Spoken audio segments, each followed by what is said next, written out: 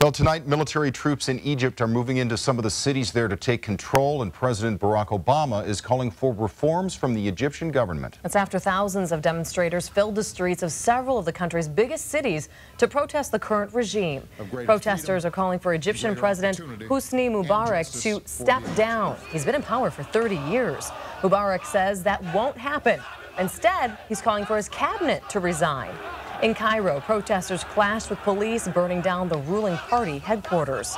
Back here, people with family in Egypt are unable to get in touch with each other. This is a desperate situation for them. All forms of communication, including phones and internet, have been shut down out of Egypt. Stephen Pope spoke with those students at the UW who are just in shock. Yeah, just imagine, Greg and Diana, what it would be like for students to watch their country revolt while they're halfway around the world.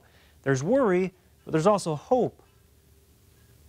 I'm unable to kind of reach my friends and family and be able to make sure that they're okay, and a lot of worry, but also I'm very happy at the same time because I think that the Egyptian people have waited for 30 years during this presidency and have really gone through a lot. And I'm proud of my own people. It's something they've been wanting to do for a very long time.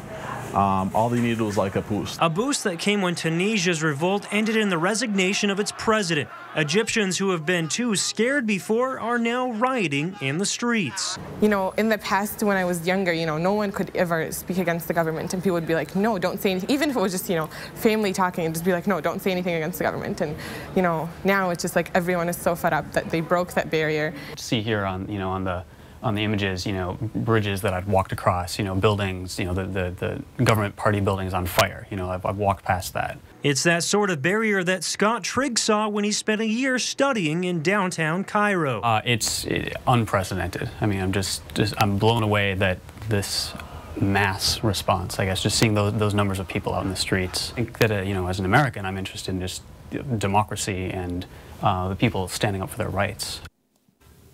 All the students I spoke with described the protests as a revolt not unique to any particular age, religion, or class.